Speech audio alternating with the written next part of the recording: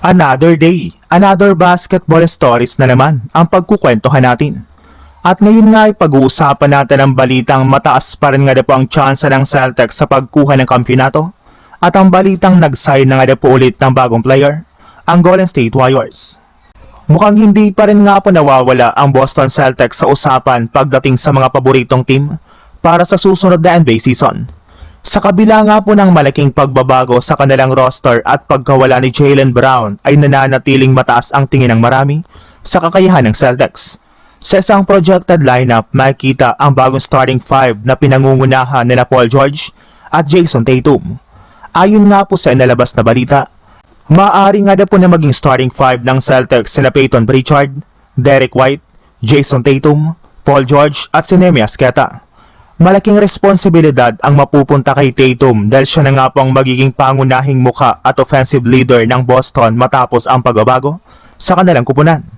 Samantala, malaking bagay naman si Paul George para sa Celtics dahil dala nga po niyang scoring, shooting at defensive experience na maaaring makatulong kay Tatum.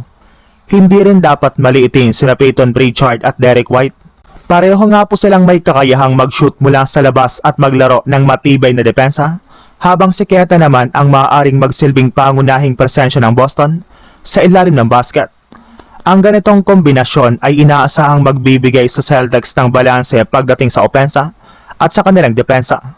Sa kabila nga po ng pagkawala ni Jaylen Brown ay nasa top 5 pa rin ang Celtics pagdating sa championship odds ayon sa ipinakitang balita. Ibig sabihin, hindi pa rin nga po sila itinuturing na basta-bastang kupunan sa Eastern Conference. Sa ibang balita naman, imbis nga po na gumawa ng malaking trade ang Golden State Warriors ay mas pinili na lang naman nga po nilang kumuha ng bagong player sa free agency market.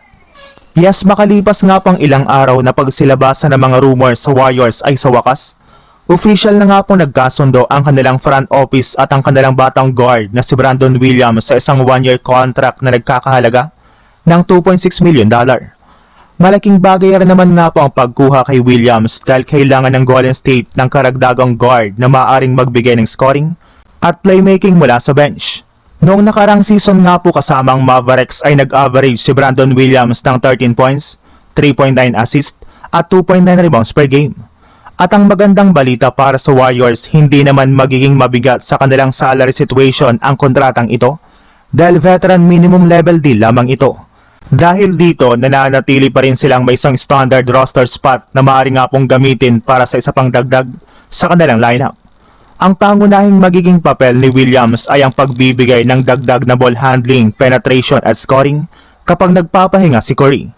Bagamat man nga po hindi siya inaasahang magiging pangunahing bahagi agad ng rotation, maaari siyang maging mahalagang insurance player sakaling magkaroon ng injury o kailangan ng Warriors ng dagdag na scoring mula sa second unit.